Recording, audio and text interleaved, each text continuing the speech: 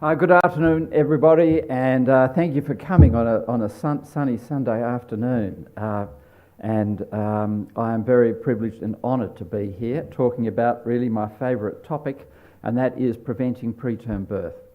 So after 20 or 30 years of research studies conducted by ourselves and others, we thought we had the information base that we needed to launch a prevention of preterm birth program across the state of Western Australia. People have done it in various components across the world, but no one's ever taken a full geographical area and imposed a whole of population program across it to see what would happen using current knowledge. And so that is what I'm going to talk to you about today. So preventing preterm birth in Western Australia.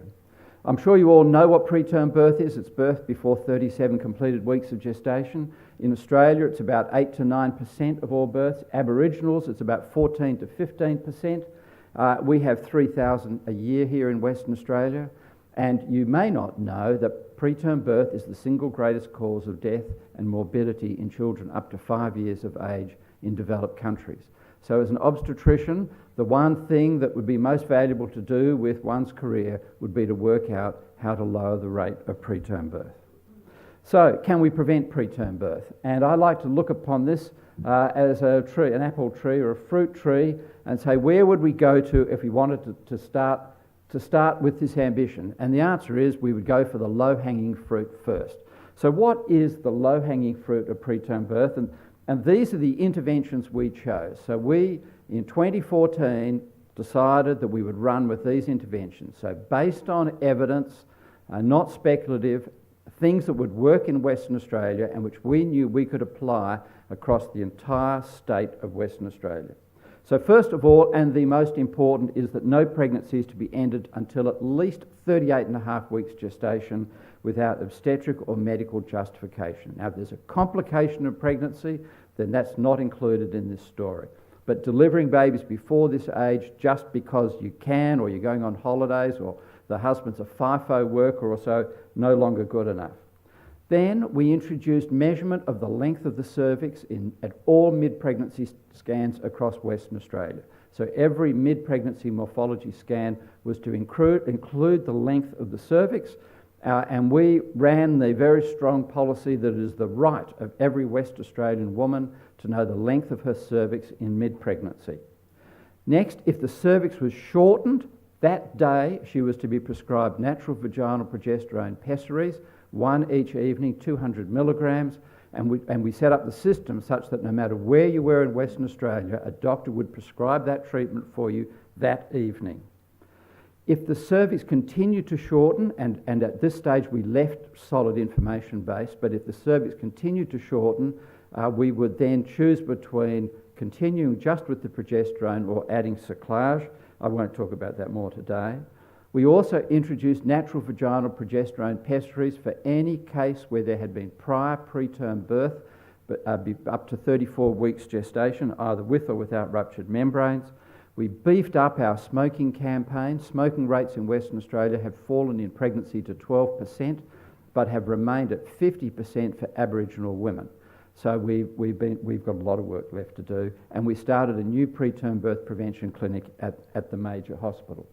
This slide shows you what cervixes look like. This is what a cervix looks like in mid-pregnancy. So this is all the cervix. This is on a transvaginal scan. That's the internal os. That's the internal os. That's the external os, and that's the distance. That's what a normal cervix looks like in mid-pregnancy. Upper limit, it needs to be 25 millimetres or more. This is normal. This is what we're looking for. This is a shortened cervix of 13 millimetres. This woman needs progesterone to be prescribed that day. And then this is what we never want to see, which is an open cervix, probably all too late. So natural vaginal progesterone pessaries given for the woman in the mid image will halve her risk of preterm birth. So what is the evidence base? Well, these are the forest plots. This is evidence-based medicine. And these each represent randomised controlled trials with the medians and the 95% confidence intervals, and less than 1 means that it's reduced the incidence, and if there's daylight here, it means it's statistically significant. And this is the meta-analysis of all of them, and this shows This is the evidence base that if you give vaginal progesterone pessaries to women with a short cervix in mid-pregnancy, you will nearly halve her risk of preterm birth. This slide shows the evidence base for giving progesterone based on history, and it's the same, whether it be intramuscular, which the Americans favour, vaginal, which we favour, or if you look at the combined meta-analysis, it's about the same. So giving progesterone to a woman with a history of prior preterm birth will halve her risk of recurrence in the future. So how did we do it? What did we do? Well, we embarked upon a combined public health and clinical education program such that no one in Western Australia was to be left untouched by the knowledge of what we would like to be done. And we're aided in this state, as the place is ideal for it, because we have a single tertiary level centre, King Edward, which services the entire state. So we take the preterm labours and the referrals from Kununurra in the north, Esperance in the east, and Albany in the south. So everybody relates to one system, one referral base, and we've trained just about everybody out there. So we are in a very unique position to be able to influence what's happening. So we didn't have any money. We've run this on a shoestring budget, but we won a couple of, came second actually, in a couple of marketing competitions which gave us free advertising. So these are some of the advertisements that appeared in the West Australian. These were our 4 standard ones, and these are called call to actions. So these are to direct you to the website. Now the whole program's called The Whole 9 Months, which Jeff Keelan actually named. We were running a little competition to name it, and Jeff Keelan named it. But anyway, The Whole 9 Months, which we've trademarked, is the name, and these are the sort of calls to action. So 1 in 12 babies is born preterm. Make 9 months last a lifetime. This one I thought would never get past the editor. Turns out length is important. We're talking about the cervix. I think the editor didn't read it. Striving to lower early preterm birth rates. So that was the sort of thing that would appear in the newspaper. And then we put out. I wrote a personal letter to all doctors in Western Australia and healthcare centres, and we sent out information booklets. And then we put out these magazines, 16-page magazines, which send out 160,000 at a time through the West Australian newspaper, and we've done it at about February or March of each of the 3 years we've been doing it. And we also have a hashtag and Facebook and all that sort of stuff, which I don't really know, but we've got people who run. We had a big outreach program which we ran primarily during 2015. Doctors don't read anything you send to them, you've got to go and talk to them. So we would do multiple trips out to the regions of Perth or out to the country areas of Western Australia, and we, with a little team of myself and an obstetrician, a female obstetrician called Suzanne Mahari, one of our specialty preterm birth prevention midwives, and our chief sonographer, Michelle Pedretti, who's just been named Australian Sonographer of the Year. We travelled the whole state, and we did about 13,500 kilometres over a period of a year or so. And we ran evening workshops, making sure that everybody had access to all this information. You write to people, they're not going to read it, but if you go to their country town and put on an evening workshop, they will come. So what happened? Well, we published the results of the first full calendar year, first 12 months of this in May of this year. This was the report of major impact, the lead article in the American Journal of O&G in May of this year, showing the outcomes of what happened in the first full year of running the program. So in that year, what actually happened? Well, this is the rate of preterm birth in Western Australia, and these are run charts. From now on, you'll be seeing run charts, which are how these data are meant to be presented. So this is the median, of this red line is the median of the preceding years, and these are 2-month epochs for the years. We started the initiative in about mid-2014, to cut a long story short. Actually, it was May 2014, and these are the preceding years, and the rate of preterm birth in Western Australia fell by 7.6%. And on a run chart, you look at the epochs, and if there are 6 below or above the line, that's the equivalent of being statistically significant. So by whatever measure of statistical significance you use, the rate of preterm birth across Western Australia fell in the first full calendar year after this initiative. What happened at the different gestational ages? Well, of course, most preterm births are in the 32 to 36 week group. That's where the big numbers are, and you can see the effect here is similar. The effect also occurred, was significant at the 28 to 31 week age group, and this but in the 20 to 27 week group it fell, but tests of statistical significance were not significant, but the numbers were much smaller. But we interpreted this to mean that the effect had fallen at the earlier gestational ages. Now, people in the United States have run programs amongst groups of hospitals to lower the rate of late preterm birth, but no one's lowered it across the full gestational age spectrum before. So what was working? Well, we haven't done the full phenotype yet. We're going to do it next year, but this could only be prevention of late preterm birth acting immediately. The effect was virtually immediate. So it couldn't have been a mid-pregnancy intervention that's acting here. It must have been discouraging women and their obstetricians from early delivery. But this effect here could not have been that. This early gestational age, this was probably mid-pregnancy scanning and progesterone. What happened in King Edward? Well, in the major centre, the effect was even greater and was immediate. So you can see here the effect, and you can see the rate of preterm birth, which is about 20% in our hospital, because it's the referral centre for preterm births in Western Australia, fell by 20% in the first year. If you look at the different gestational age groups, it's very similar in King Edward as opposed to the rest of the state. So where did these preterm births go? Well, they went into the 39-week age group. So if you look at the bottom left panel here, this is the 39-weekers, you can see here a very statistically significant increase in births in the 39-week age group and to a lesser extent in the 37-week group. So even though we compromised by saying 38 and a half weeks, not 39 weeks, the births appeared at 39 weeks. The reason we did it was the AMA in Western Australia said they would not endorse this if we said 39, because too many obstetricians have to get out of bed at night if you push them all to 39.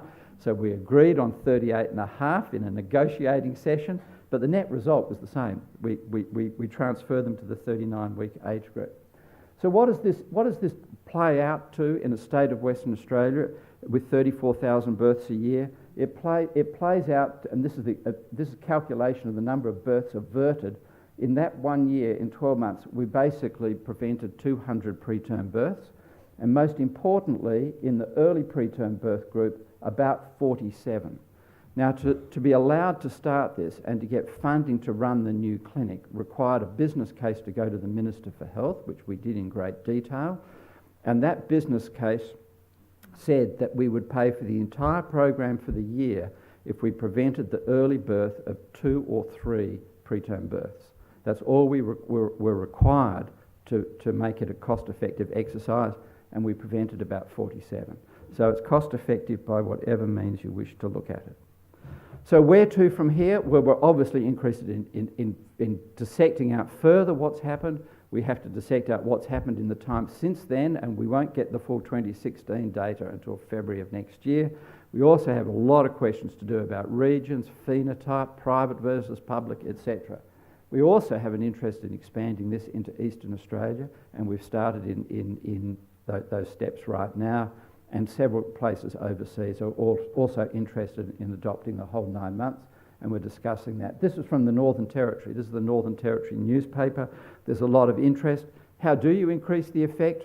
Well, it was 7.6% reduction. The press release went out on the Wednesday morning to the Minister. His press release in the afternoon said an 8% reduction.